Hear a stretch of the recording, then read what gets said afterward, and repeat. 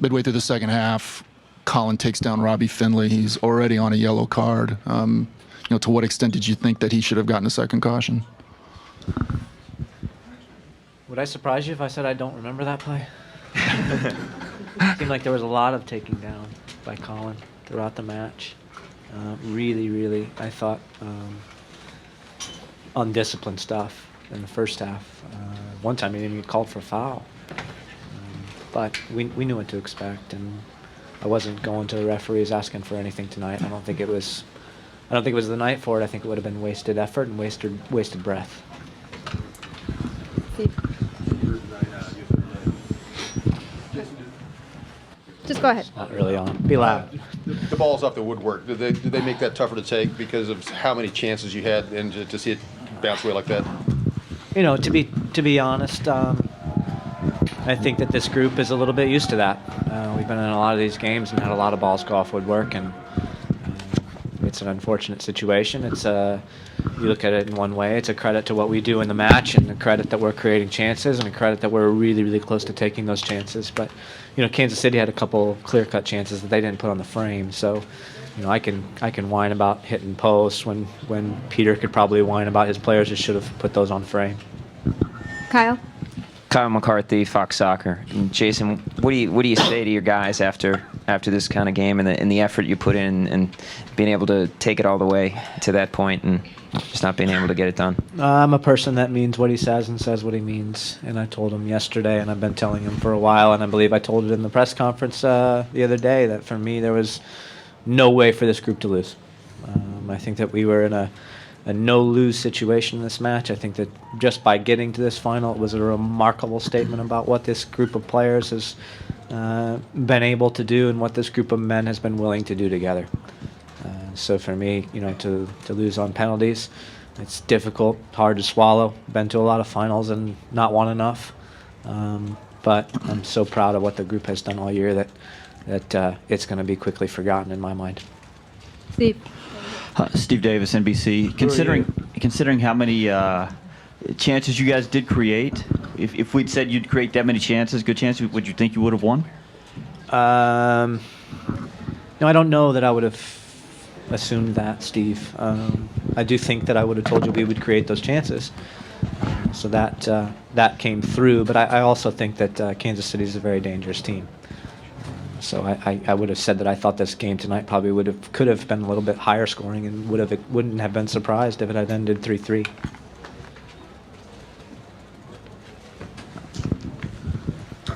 Jason, if you can tell us about the field conditions. They have a heating system here. Was the field as you would have hoped given the heating system? No. Whatever kind of system they've got, they need to look at revising it, making it better, because it was frozen. On the far side of the field was frozen the entire match. The goal box that was down closest to Sporting Kansas City's bench was completely frozen and made things difficult for both goalkeepers when they had to play in front of it. Jason, Jeff Renner with KSTU in Salt Lake City over here. Taking out Wingert in the second half. Injury, yellow card, little of both? Injury. He's a smart enough player and has had, so many times where he's played with the yellow card. It's not a problem for him, but he got smacked in the rib on that one defensive play that he made in the second half and just couldn't quite recover, wasn't moving well enough, and we felt like we needed to make the change. Ready. Go ahead. Tyler Page, Rail Nation. Jason, coming into this match, a lot of us thought that you had an advantage going into penalties because of Nick Raimondo. Can you tell us your emotions going as you went into penalties, and did you feel confident, or how did you feel going into that? I was asked this question actually last week. If we got to penalties, was I going to feel so overwhelmingly great because of Nick? The answer is no. For me, the penalty kick situations are like flipping a coin. On any given day, either team wins. You saw it there. They had a chance to win, then we had a chance to win, and then they won it. And on a different night, it goes a completely different way. A different night, Sebastian puts his goal in, and we're walking out of here with trophies and talking about how great we are. James. James Edward, Deseret News. Jason, maybe talk about the start of the game for your team, and then maybe how you really seemed to settle in toward the end of the first half and really maybe take control for a little while. Yeah, I thought the start was really hectic for both teams, and again, I think a lot of that comes down to the playing surface. I think both teams just couldn't settle things down at all. We were panic stations when we got the ball, giving it away too cheaply. I think both teams played very direct in the first half, and it was just more of a battle than anything else. Once we got our guys to settle down a little bit towards the end of the first half, and certainly at the beginning of the second half, you see we finding passes, and that's where our goal came from. Jason, Chris Comrani with the Salt Lake Tribune. Does a loss in penalties, maybe make you guys feel a little better, knowing that you competed for 120 minutes in a final and went 20 penalty kicks deep? I think it's the unfortunate situation about losing in any fashion, is that the team is just going to remember that they lost. Kansas City's going to walk out of here knowing that they won. It's unfortunate. We drew. But since there aren't any draws in soccer and we got to go to penalties, it is what it is. I just want to make sure that my group doesn't walk away forgetting everything that they did this year, because it was a whole hell of a lot. Jason Pablo DCist. If this actually ends up being your last game with Horsell, are you satisfied, leaving in this manner? Again, doesn't it just go with what I just said, that I'm really, really pleased.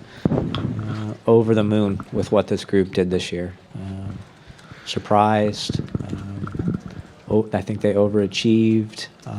I think they proved me wrong in the way I thought. It's just been an incredible year. Jason, can you just describe the mood of the locker room when you walked in there? We missed the first part. Did you describe the mood of the locker room? The mood of the locker room, right? The mood of the locker room. I'd advise you, if you have a choice, not to go in there. It's bad. It's real bad as it is. Not just to lose a game in the fashion we did, but it's the last game of the season. You know that there's inevitably changes. You know that the team as it is in completion won't be the same next year. There's always going to be guys that leave and new guys that come in, and it's an emotional completion to a long year. Right here, James, and then we'll follow it up. Could you maybe talk about the effort of Sabarillo and maybe how much pain he was playing through, especially in maybe the overtime? I thought his effort was spectacular.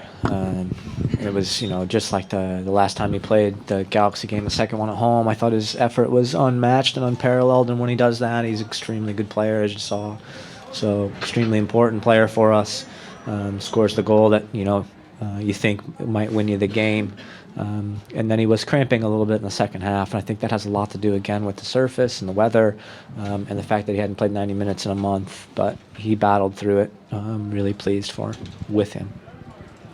Over to the right. Matthew LaPlante, Seated Weekly. You mentioned there's inevitably changes, notwithstanding the questions about the head coach's future. Does this group feel like it's a core that's going to return? Is there already a sense that they're going to be together and they're going to be fighting for one of these again next year? Oh, yeah, I believe so. I don't think that this team is going to be torn asunder or changed in any large ways. Again, they've been too successful to really do anything else. And the other thing is there's a ton of very young, talented players in this group. Jeff Carlisle again. Jason, you mentioned earlier that it's a team that hasn't won enough finals. I mean, is that, to what extent is that this team's legacy? Do you think that's how it'll be remembered? Don't mistake me. I'm not saying that in a disappointing way. I'm not standing here saying that this group should have won more finals. What I'm saying is it's remarkable that they got to so many finals. I think it's unbelievable that this group has put themselves in so many positions to win things, and unfortunately things just for one reason or another haven't gone our way. Very easy to look at that in a negative way, but I don't think we should, because frankly I thought we played outstanding tonight. It wasn't like we came here to defend, bunker in, or try to break them on a counter. So really proud of this group, and I think it's a fantastic soccer team. We'll come here to the front, and then we'll go to Alan. Alex Admiral, Sports Illustrated. You spoke before about how proud you are of the group and how they in many ways exceeded your expectations.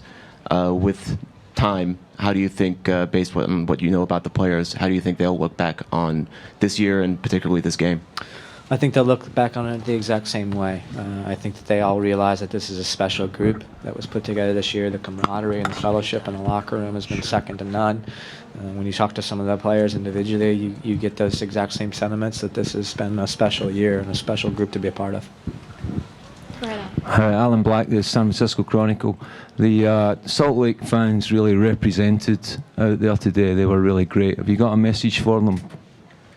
I guess, I mean, you not being around Salt Lake don't hear it as much as I'm sure some of the Salt Lake reporters do, but for me it's unbelievable. I think the fans are spectacular. I can't have enough opportunities to tell them how much I appreciate everything that they do for us. Again, tonight was awesome, and we don't consider them outsiders in Real Salt Lake. We consider them as part of our family. Jason, sorry if you addressed this before, but the weather, the cold, the field, anything, where were the influences in the game? Yeah, I did address it earlier. I thought the field was a little bit unplayable. Unfortunately, it was frozen all up the opposite side of the field from our bench. And the goalkeeper's area to the right of our bench, the closest one to the Kansas City bench, was completely frozen. Nick said he was slipping every time he tried to push off. So those circumstances aren't ideal for soccer at all. I'm glad that we didn't see more injuries tonight. And I think it's something that not only this club, but all the clubs should address in the future. If we're going to have finals played in December, we need to have better heating systems. Jason, Chris Kamrani again. What was the thought process behind the substitution of Luis, in the 87th minute? He was cramping. Okay. Yeah, I thought he was performing very well. But you ask from your players to be completely honest with you when they feel like they can't go anymore, and he came and told me that he was done. Coach Kreis, for you personally, what are the next couple of days going to be like? What are your plans? I was thinking about this morning, actually. But it's interesting that the last couple of weeks have been so hectic with all the details to consider and all the preparation for the match and families coming to the Cup and hotel rooms and tickets and everything else. But all of that was pretty easy. What happens over the next couple of days is real hard. Any last questions to finalize it? Okay, we'll go right here. Jason, is this one of the more draining seasons you've gone through as a coach? Just with how long it was and No. This was one of the funnest seasons I've ever been a part of. It was the funnest season I've ever been a part of. For me, it was enjoyable. It was enjoyable to go out to training every day and ask these guys to do incredible things and have them all say absolutely, we want to do it. And it was incredible to make difficult decisions and have players accept those decisions graciously and always put the team first.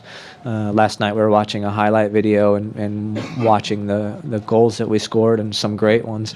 But what was more appreciated by me was the celebrations. To see guys on the bench that typically are angry that they're not playing. Out there having the players that we're playing and scoring the goals come over to them and all celebrate together. Like there was not a care in the world for who scored it or when they scored it. It was just a big team effort.